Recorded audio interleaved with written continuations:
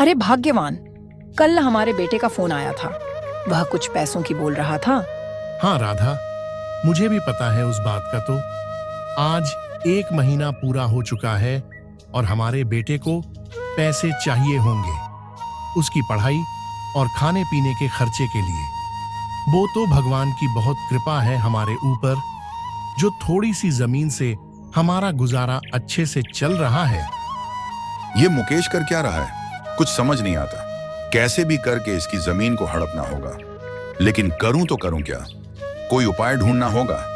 भोला हमेशा ही उसके भाई मुकेश को बर्बाद करने की और उसकी प्रॉपर्टी को हड़पने की सोच में रहता था। अजी, तुमने हमारे बेटे को पैसे डाल दिए क्या? हाँ राधा, डाल दिए। मैं खेत पर जा रहा हूँ फसल को काटने। ठीक है जी, मैं तुमको खाना लेकर आ जाऊंगी वहीं। मुकेश अपनी फसल को काट रहा होता है। तभी उसका भाई भोला मुकेश के खेत पर आ जाता है। अरे मुकेश, मेरे भाई क्या कर रहे हो? अरे भैया, फसल पककर तैयार हो चुकी है तो उसी की कटाई कर रहा हूँ। आप कैसे आए आज? अरे मुकेश, तू तो ऐसे बोल रहा है जैसे हम भाई नहीं दुश्मन हों। अरे भैया, मैंने ऐसा कब कहा? आप फालतू में ही गलत मतलब निकाल रहे हो। मुकेश, तुम्हारे पास तो इतनी जमीन भी नहीं है, फिर तुम अपना जीवन यापन इतने अच्छे तरीके से कैसे कर रहे हो? अगर पैसे की जरूरत हो तो मैं दे दिया करूंगा। आप कहना क्या चाहते हैं भैया? मैं समझ नहीं पा रहा, कृपया खुल के बात करो। अरे मुकेश, मेरा मतलब है तुम जो कर्ज लेते हो वो मैं ही तो तुमको दे दिया करूंगा। क्यों बाहर हाथ फैलाना? हाँ, तुम ही बताओ। नहीं भैया, मुझे आपको कष्ट देने की जरूरत नहीं है, क्योंकि मैं बैंक से कर्ज लेता हूँ, वो भी बहुत कम ब्याज के साथ। अरे मुकेश, तुम मुझको भी वही ब्याज दे दिया करो जो आपका बैंक देता है। नहीं भैया, मुझे बैंक से लोन मिल जाता है। ठीक है भाई, तू मतलब मुझे अब अपना कोई नहीं समझता है। नहीं भैया, मैं कर्ज नहीं करता हूँ। मैं मेहनत से अपने परिवार की जरूरतों को पूरी करता हूँ। भोला बड़ी मीठी मीठी बातें करके मुकेश को अपनी बातों में फंसाना चाहता था, लेकिन उसकी दाल यहाँ भी नहीं गली। लो जी, खाना खा लो। ये मुकेश को किस प्रकार बेवकूफ बनाया जाए? ये तो मेरी कोई बात मानने के लिए ही तैयार नहीं होता। भोला बहुत ही ज्यादा लालची और चालाक था। हाँ, समझ में आ गया। अभी देखो मैं क्या करता हूं।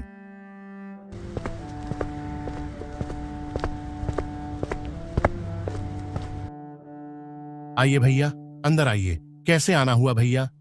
अरे मुकेश, तू मेरा भाई है, इसलिए मेरा दिल हमेशा तेरे लिए ही धड़कता है। हाँ भैया, वो सब तो ठीक है, लेकिन आज आप कैसे आए? अरे मुकेश, तुझे बहुत परेशानी आती है उस थोड़ी सी जमीन में। ऐसा करो, तुम मेरी जमीन में खेती कर लिया करो और मैं तुम्हारी जमीन में कर लिया करूंगा। लेकिन भैया, आप ऐसा क्यों कर रहे हो? ये काम तो आप खुद भी कर सकते हो ना। अब ये मूर्ख को क्या बताऊं कि मैं तुझे अपने जाल में फंसा रहा हूं। अरे मुकेश, ऐसा कुछ नहीं है। तुम मेरी जमीन में खेती करो और मैं तुम्हारी जमीन में खेती करूंगा। जब भी हमको बदलने की जरूरत पड़ेगी तो हम बदल सकते हैं। ठीक है भैया, अगर आप इतना बोल ही रहे हो तो ऐसा ही होगा। अरे मंद बुद्धि, वो जमीन बिल्कुल खराब है, उसमें फसल तो क्या घास तक नहीं होता। चलो ठीक है मुकेश, मैं अब चलता हूं। मुकेश सीधा साधा और एकदम भोला भाला और अनपढ़ था। वो अपने भाई की इस चाल का अंदाजा नहीं लगा पाया।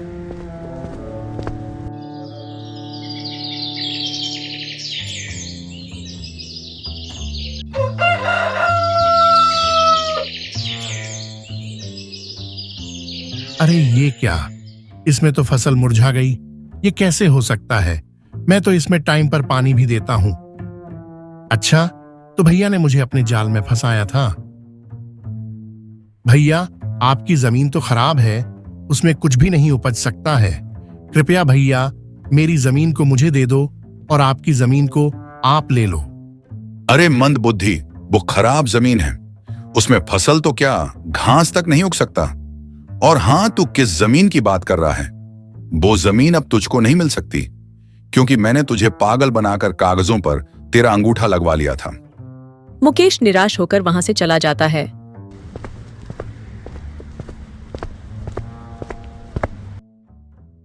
वो दोनों बहुत परेशान हो चुके थे। बहुत दिन भी हो चुके थे, लेकिन मुकेश ने अपने बेटे को पैसे भी नहीं भेजे थे। अरे भाग्यवान, बहुत दिन भी हो चुके हैं और अभी तक मैंने अपने बेटे को पैसे नहीं भेजे, लेकिन अब तो हमारे पास कुछ भी नहीं है। तुम्हारा भाई कितना नीच और गिरा हुआ इंसान है। हमारी थोड़ी सी जमीन थी, उसको भी हड़प लिया। अरे बेटा, तू गांव आ जा। तेरे ताऊ ने हमारे साथ बहुत बड़ा धोखा दिया है। हमारी जमीन को हड़प लिया और बदले में खराब जमीन दे दी। ठीक है पापा, मैं गांव आ रहा हूं। देखो तुम अब मैं कैसा मजा चखाता हूं ताऊ जी को।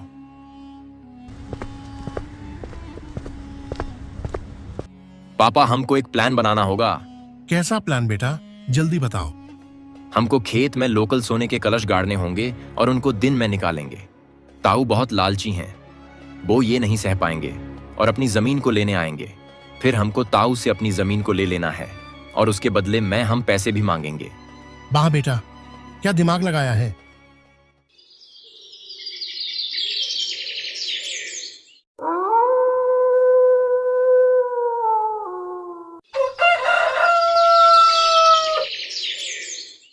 अरे भाइयों, मुकेश तो रातों रात मालामाल हो गया। उसको खेत में सोने के कलश मिले हैं। बहुत बढ़िया है भाई। उसके भाई ने उसकी जमीन तक छीन ली थी, लेकिन भगवान ने उसकी पुकार सुन ही ली। सारे गांव में यही अफवाह फैल गई कि मुकेश को सोने के कलश मिल गए हैं। क्या ये सच है? मैं अभी सुनकर आ रहा हूं, क्या वो सच है? अगर ये सच है तो मैं कल ही अपनी जमीन को वापस लेने जाऊंगा। मुकेश भाई, मुझे माफ कर दो। मैंने तुम्हारे साथ बहुत गलत किया था। मुझे अपनी जमीन को वापस दे दो और तुम अपनी जमीन को ले लो। नहीं ताऊ, अब वो जमीन हमारी है। बेटा, मैं तुम्हारे सामने हाथ जोड़ता हूं, मेरी जमीन को मुझे वापस दे दो। उसके बदले में तुम मुझसे जितना पैसा लेना चाहो उतना पैसा ले लो। ठीक है ताऊ, उसके बदले में तुम हमारी जमीन तो लौटाएंगे ही, लेकिन हमको 5 लाख रुपए भी देना होगा। ठीक है बेटा, ये लो। इसमें तुम्हारे जमीन के कागजात और तुम्हारे पैसे हैं।